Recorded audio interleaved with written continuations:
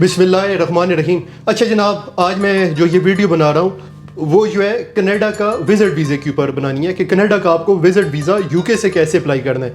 तो मेरी वीडियो जो भी देख रहा है, मेरी तमाम यूके में जो स्टूडेंट्स हैं जो मेरी बात सुन रहे हैं, उनसे मेरी रिक्वेस्ट है कि चाहे वो नए स्टूडेंट है या पुराने स्टूडेंट है, उनको कनाडा का वीज़ा मस्ट अप्लाई करना चाहिए। लेकिन कैसे अप्लाई करना है इसका भी पूरा एक तरीकाकार है जो इस वीडियो में मैं आपको बताऊंगा। अगर आप मुझे टिकटॉक में फॉलो कर रहे हैं, रेगुलर मेरे फॉलोअर हैं, अगर मेरी रेगुलर वीडियो देख रहे हैं, तो फिर सर मुझे आपको पता होगा कि पहले मैंने शेंजन वीज़ा के ऊपर बनाई थी, तो आज मैंने कनाडा के ऊपर बनानी है। तो जो भी स्टूडेंट वीज़ा पे आए हैं तो उन लोगों को चाहिए कि लाजमी अपनी ट्रैवल हिस्ट्री बनाएं। आपको शेंजन वीज़ा अप्लाई करना चाहिए, आपके पासपोर्ट में शेंजन वीज़ा होना चाहिए हर स्टूडेंट को।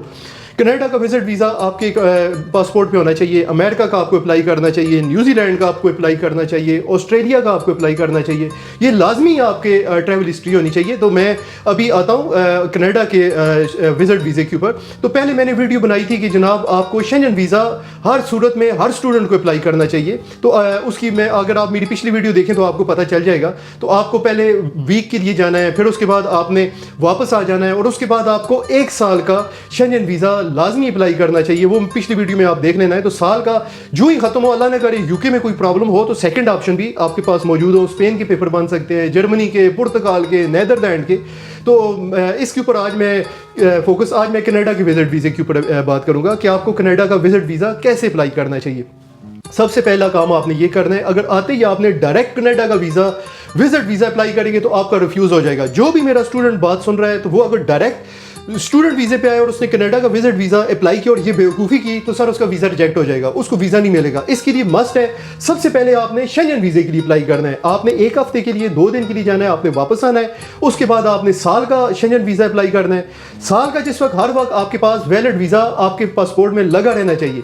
फिर उसके बाद आपने कनाडा के लिए अप्लाई कर सकते हैं। तो जो नए स्टूडेंट हैं या पुराने, कम से कम स्टूडेंट वीज़ा आपके पास 6 महीने वैलिड हो। शेंजन वीज़ा आपके पास अगर आपने पहले ट्रैवल किया हुआ है, और अगर आपके पास साल का वीज़ा शेंजन वीज़ा है, और अगर आपके पास जो है 5,000 से 8,000 पाउंड अगर आपके बैंक अकाउंट में पड़ा हुआ है, यूनिवर्सिटी का इनरोलमेंट लेटर आपके पास होना चाहिए। होटल की booking.com से भी अगर आप कर सकते हैं, आप साउथ हॉल ट्रैवल से भी कर सकते हैं। अगर आपको कोई और ट्रैवल एजेंट को आप जानते हैं, वहाँ से भी आप करवा सकते हैं। बड़ा आसान है, फ्री भी हो जाता है। साउथ हॉल ट्रैवल वालों को करें, कोई और आपका जानने वाला है उसके पास जाएं, वो आपको बड़ी आसानी से कर देगा। ये अगर आपके पास रिक्वायरमेंट पूरी है, शेंजन वीज़ा पहले भी अगर आपका ट्रैवल लगा हुआ है, तो सर आपका कनाडा वीज़ा 85% आपका कंफर्म हो जाएगा अगर आपके पास ये डॉक्यूमेंट पूरे हैं। तो सर बाज़ लोगों ने कल मुझे, मेरे साथ कनाडा के भी काफ़ी स्टूडेंट्स बैठे हुए थे, वो बोल रहे थे सर हम आपको बड़े फॉलो करते हैं, बड़ा पसंद करते हैं आपको। वो उनकी भी कोई इन्फॉर्मेशन थी कनाडा के वाले से, यूरोप में मूव होना चाहते हैं। तो सर एक बड़ा ये पाकिस्तान में भी ये बड़ा मशहूर बात है जी, बस कनाडा में पहुंच जाए तो समझे कि तोपों की सलामी होती है, कनाडा में टच होते ही आप कनेडियन बन जाते हैं। सर कोई इस तरह की बात नहीं है। ये मैं बिल्कुल वाजे बताना चाहता हूँ कि आपको क्या बेनिफिट होंगे, क्या आपको बेनिफिट नहीं होंगे, ये भी आपको पता होना चाहिए। कनाडा में अगर आप विजिट वीज़े पे चले जाते हैं, कोई शख्स कहता है कि सर बस कनाडा के ज़मीन पे पाँव रखते ही मैं कनेडियन हो जाऊंगा, सर कोई इस तरह की बात नहीं है। ये सारा कुछ झूठ है। ये पाकिस्तान में, बस मैं भी पहले यही समझता था, पाकिस्तान में था कि बस ठीक कनाडा पहुंच गया तो समझो जन्नत में इंटर हो गया हूँ। इस तरह की कोई बात नहीं है। तो वहाँ पे भी रूल्स इसी तरह ही हैं। उसमें कुछ एज उनको हासिल है। मेरे साथ काफ़ी बहस होती रही है। तकरीबन कल मेरे पास काफ़ी लड़के आए हुए थे। पेशावर का एक लड़का था, काशिफ नाम था, काफ़ी दोस्त थे जो मेरे साथ कनाडा के, तकरीबन 8 से 10 स्टूडेंट मेरे साथ काफ़ी उनकी गुफ्तगू चलती रही है टिकटॉक में। तो सर बिल्कुल इस तरह की कोई बात नहीं है। जिस वक्त आप कनाडा के विजिट वीज़े पे जाएंगे तो सर आपने ये ध्यान में रखना है कि आपने इलीगल नहीं होना।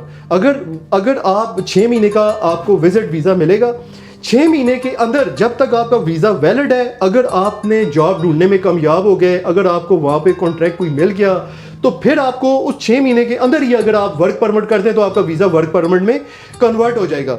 अगर 6 महीने के अंदर अगर कोई शादी करता है, मिसाल देता हूँ, किसी की फैमिली में कोई रिश्ते का कोई मसला है या कोई शादी करता है वो 6 महीने के अंदर, तो सर उसका कनाडा के अंदर ही उसका वीज़ा स्पाउस वीज़ा में, जिस तरह हम यहाँ पे स्पाउस की था, वो शादी के वीज़ा में कन्वर्ट हो जाएगा।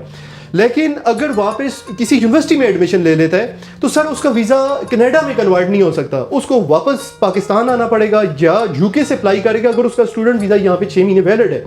अगर 6 महीने से कम वैलिड है फिर उसको पाकिस्तान से स्टूडेंट वीज़ा वहाँ से अप्लाई करना पड़ेगा, वहाँ से कन्वर्ट नहीं हो सकता। मिसाल देता हूँ, आप 6 महीने के विजिट वीज़े पे गए हैं, मिसाल देता हूँ, ये आपको सारी बातें पता हो, 6 महीने के आप विजिट वीज़े पे गए हैं, मिसाल देता हूँ, और आप जो है आउट स्टे हो गए, मिसाल देता हूँ आपके साल गुजर गया, आप आउट स्टे हो गए, और उसके बाद अगर आप शादी भी कर लेते हैं तो सर आपका कनाडा के अंदर स्पाउस वीज़ा या शादी का वीज़ा कन्वर्ट नहीं हो सकता। ये आप अपने दिमाग में बात बिठा दें।